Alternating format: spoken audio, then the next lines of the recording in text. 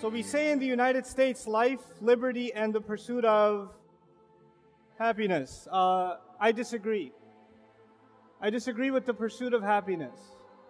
I want to start with a pretty serious point. The Quran actually, in its entire discourse, never describes the pursuit of happiness as a real goal. The furthest it goes is the pursuit of contentment, but it never actually acknowledges happiness. Not in the way that we think about happiness. I want to build this over the next 20 or so minutes. I want to give you pursuits, literal pursuits that you and I have that go far beyond happiness, that take a lot of effort.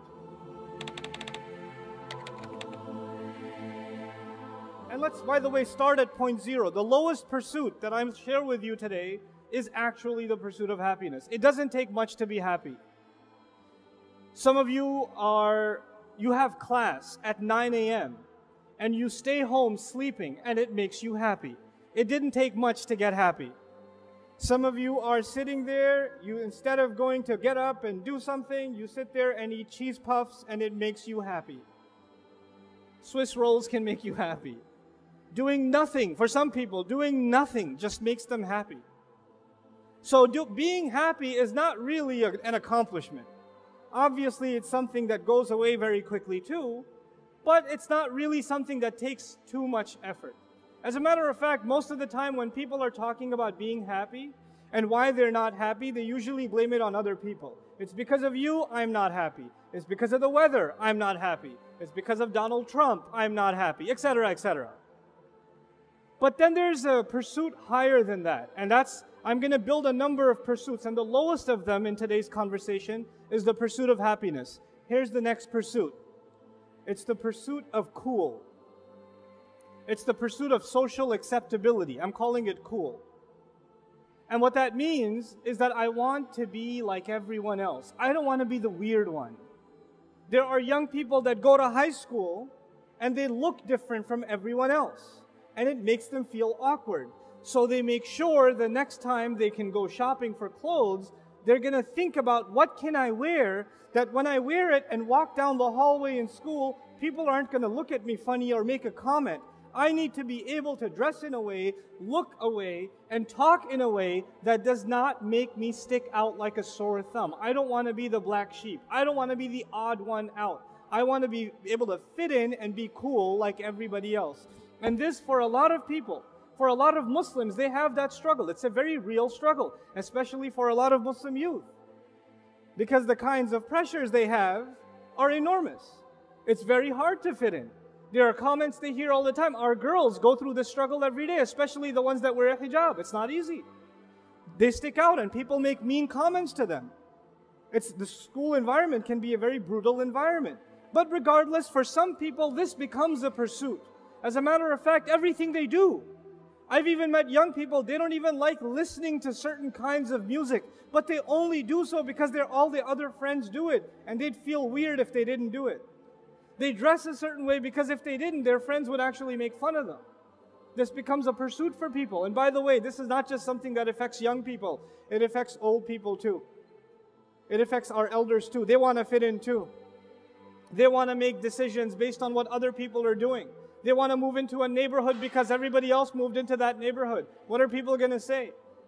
Their financial decisions, their business decisions, their family decisions, even who they're going to let their kids marry decisions are almost all the time based on what they think is socially acceptable. They don't think about what's best for them or what's best for the family, but rather what's socially acceptable. That becomes more important. So that's the pursuit of cool. But then there are some people that go even at a higher level of pursuit. What are you after? What are you working for in life? And that next pursuit for some people is the pursuit of popularity. The lowest was happiness. What was next? Cool. What's third? Popularity. I don't just want to be cool, I want to be the coolest. For some people, it's not enough that they're cool, they blend in. They need to wear the most expensive clothes. They need to be the loudest in the bunch. They need to get the most attention. They need to be seen as, the one that everybody else wants to be around. These are people that live off of attention. They need attention. There are other people that are perfectly happy being invisible in life. There are people that go to your school and work in your offices, and they work there for 10 years and you don't even know they exist because they'd rather be invisible. And then there are people who live off of attention. They need it. And the way they get it is by any means necessary. Some celebrities are like that nowadays. They're good examples. They'll do anything to get attention. If they're musicians and their music doesn't sell anymore, then maybe they'll just get involved in some scandal. At least some other magazine, some tabloid is going to mention them. At least they're getting attention somehow. So there's the pursuit of happiness, followed by the pursuit of what? I forgot. Cool. Followed by the pursuit of what? Popularity. Popularity. And some people live for that. That's what they do. That's what their life is about. Above popularity, however, there are people who pursue something even higher. And they pursue prestige. They pursue prestige. Let me tell you what that means. For a lot of people in this world, it's not actually what you've accomplished, but the fact that you look like a big deal. The fact that you're associated with a big deal. So the brand of clothes you wear is more important than the intelligence you have. The words you have to say. The work you've actually done. The kind of car you drive becomes really important. So for some of you whose families are not doing so well financially, and your dad drives a 1988 Buick something, you'd rather be dropped off 4 blocks before your school. Because you can't be associated with a beater. If it was a BMW, if it was a Mercedes, if it was, it was something worth showing off, then you'd be dropped off at the front of the school. There are people who love telling you which college they go to. By the way, I'm asking for directions to the airport. The guy says, by the way, I went to Harvard. Thanks, but where's the airport? You feel the need to let people know that your self-worth has now increased in some way because your name is associated with Harvard. Your clothes, your body is associated with brand name clothes. Something. And for some people, it's actually who they've met, who they've affiliated with. You know who I met? You know who I have a selfie with? It's not actually about you, it's about these associations. You could go to Harvard and be failing all of your classes, but you still get to say, I go to Harvard. You could say that. But at least it looks good on paper.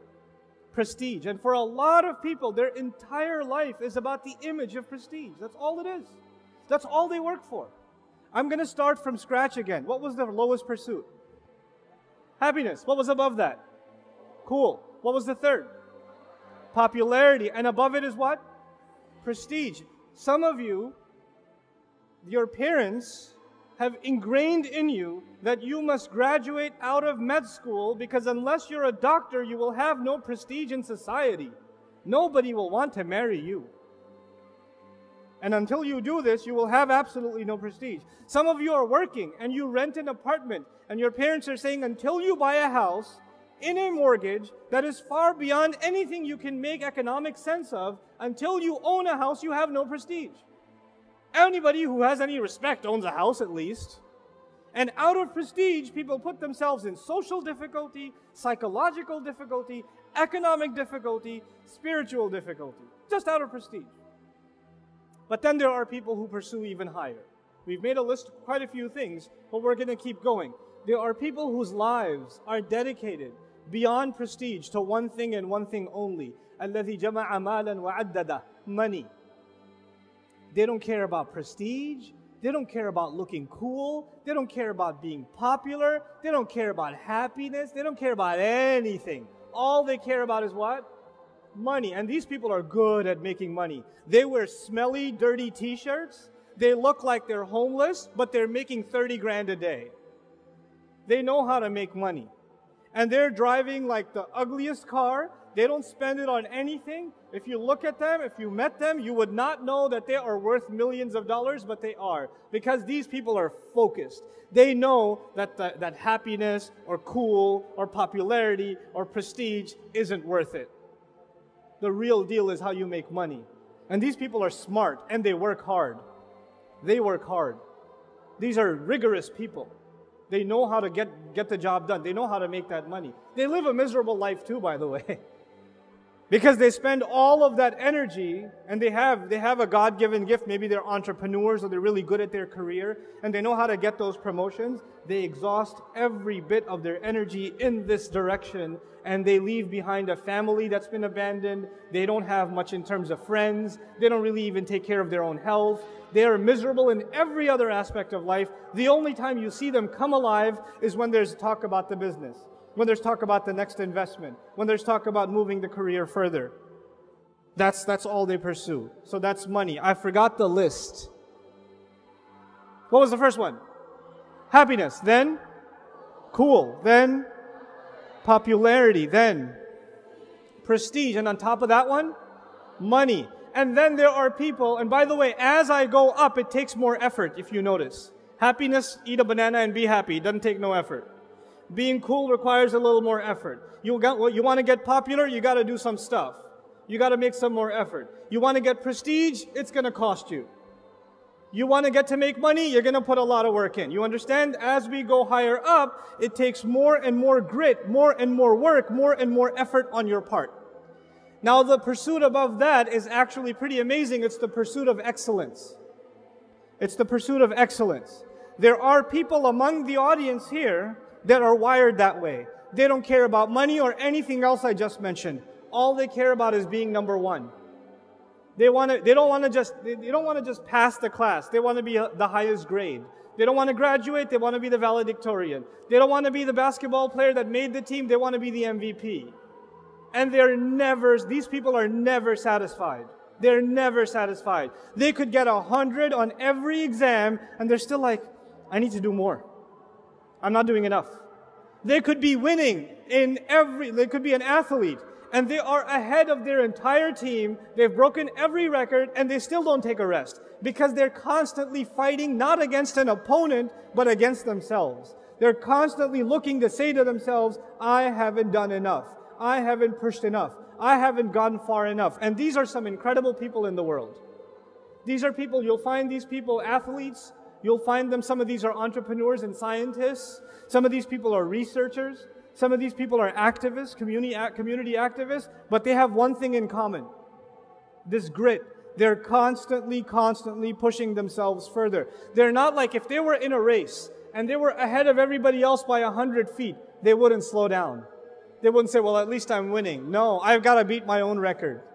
That's how these people think. They are in pursuit of what?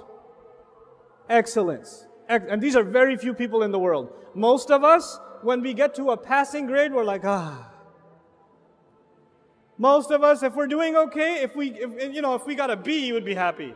These guys, they would be crying if they got an A. You met some of these psychos in school. They get a 99 and cry about it. You met those people? You want to slap them across the face so hard. You got a 75 and you went to Umrah to thank Allah. But these people got a 99. And they're like, how did I make that 1 point mistake? And then they're arguing with the teacher for extra credit. And you just want to run them over after the school day is done. Right? That's what you want to do with them. But you understand they're wired differently. They're not like you and me. They're different. This was the pursuit of excellence. There are people that aren't, even being excellent isn't enough, because excellence is actually just about yourself. That's still just about yourself. You want to be better than anybody else and yourself. You want to crush your own record. It's still focused on you. Then there are people that say life is bigger than just aspirations that I have for myself. I want to change the world in some way. I want to leave an impact on this planet. I want to make my neighborhood a better place, my school a better place, my government a better institution, my country a better nation. I want to help children around the world. I want to help this industry or that industry. I don't just want to be the top engineer. I want to be the top engineer that develops, clean water programs and invents things that are going to help villages across the world that have a clean water problem. I don't just want to be a doctor. I want to create solutions that can provide medical support to places and people who can't afford it. I want to change the world for the better. I lose sleep over this all the time. And they, by the way, they have the drive for excellence already. But that excellence is not for themselves. it's for others. These people are concerned with impact. And there are a lot of young people today that are graduating out of top schools across the United States, Europe, Australia. They get their MBAs, they have 4.0 GPAs, they can get six-figure salaries even in their senior year of college, and they turn it down because they want to work for a nonprofit for not even half the salary. Because what drives them is not money, it's not even excellence. What drives them is what? Impact. What drives them is impact. And by the way, people that are driven by impact are very few people in the world. Most people just want to think about themselves. Most people just want to think about their own. And just be, so long as they can be happy, they're fine. Actually, most people are just at the level of happy. If I have my lunch and dinner, I'm happy, I'm good. I don't need anything else. So as we move up, it takes more and more effort. And as we move up, it takes more, it's lesser and lesser and lesser people. This was the first part of my talk. This pursuit. One last time. I'm going to annoy you one last time. I promise I won't do this again. The lowest pursuit is happiness. Doesn't take much effort. Some people want to blend in, and they are in the pursuit of what? Cool. Beyond that, some people want to get beyond cool and get everybody's eyeballs on them. These are the people pursuing what? Popularity. Beyond that, people want to look and be associated with respect and esteem. These people are in pursuit of prestige. People that don't care about any of that stuff, what matters to them is money. Beyond money, there are people who don't even care about the money. What do they care about? Excellence. And above them are people that are in pursuit of what? Impact. Impact. Now I'm going to stop that. We're going to come back to it. And I'm going to share with you an analogy in the Quran. The Quran is compared to multiple things. In the Quran itself, in order for you to understand what the Quran is, Allah gives you analogies. And one of the most powerful analogies in the Quran for the Quran itself is rain. It's rain. أَنزَلْنَا مِنَ السَّمَاءِ مَاءً فَسَالَتْ أَوْدِيَةٌ بِقَدْرِهَا. Allah sends water from the sky. And the simple parallel is that Allah sent the Quran from the sky just like He sends water from the sky. The water that comes from the sky gives life to the earth, the dead earth. Just like the Quran that came down gave life to dead hearts. It brings the hearts back to life. So the parallel is very simple. The Quran is compared to what? To rain, okay? Now, let's think about rain deeply a little bit in the way Allah describes it, because when Allah is describing rain and the effect of rain, what He's also talking about is the Quran and the effect of the Quran. That parallel, once you understand it, then you'll understand that every time Allah is talking about water and what water does, He's actually also talking about the Quran and what the Quran does, what revelation does. Now, one of the descriptions of rain is that it produces vegetation, it produces life. But it doesn't produce the same kind of life. It's the same water that falls all over the earth, but the kinds of fruits and the kinds of trees, the kinds of flowers, the kinds of grass, the kinds of vegetation and shrubs that come out of the earth are all very diverse. All very diverse. As a matter of fact, even the fruits that look the same. Maybe there's an orange tree here, and there's an orange tree somewhere in Southeast Asia. The orange is going to taste different, isn't it? It's not going to be the same. So even though the water is the same, what it produces in fruits and benefits and life is actually very, very, very diverse, isn't it? This is important to understand because the Quran is one and the same. The Quran is one and the same. But the way it inspires you and what it inspires you to do and the good that will come out of you, the way that you're going to blossom and bloom, the fruits that you're going to produce are not like the person sitting next to you. I am standing up here on stage and I've got this mic in front of me and this is what I am capable of doing. But that does not mean that that is the capability Allah gave you. Perhaps you are a different kind of tree, a different kind of shrub, a different kind of plant. There's not one thing to do for Islam. There are countless numbers of things to do for Islam. The earth, all of the earth needs water. And all of it will produce vegetation. And all of that vegetation and all of that produce has its own purpose. Think about that and understand that every one of you has unique potential. And your life is going to be a life, if you understand the analogy of the Quran, plants have an impact, don't they? Plants have a positive impact on their environment. Not only are they releasing oxygen, they're also providing food for the environment around them. They're sustaining the entire ecosystem, aren't they? So they are fed by the water, and now they are the means by which the earth is fed. We are fed by revelation, and we are going to be the means by which the world will be a better place. The world will be fed, and it won't be fed in one way. You guys, each one of you, have unique talents, unique creativities, unique potential. Not only is it your job to discover that, but then it becomes your job incumbent upon you, inspired by the Quran, that you are not a pursuer of happiness, nor a pursuer of cool, nor popularity, nor prestige, nor money, nor excellence. You are going to be in pursuit of impact, inspired by the word of Allah. And by the way, excellence is a byproduct. It will come anyway if you're properly inspired. And money, Allah will throw it in your hands. You won't even have to ask for it. The rizq will come, and it will come pouring down. The provision will come from Allah. It will come if you have the right mindset, if you have the right mentality. But you and I have to now start thinking about being people of impact.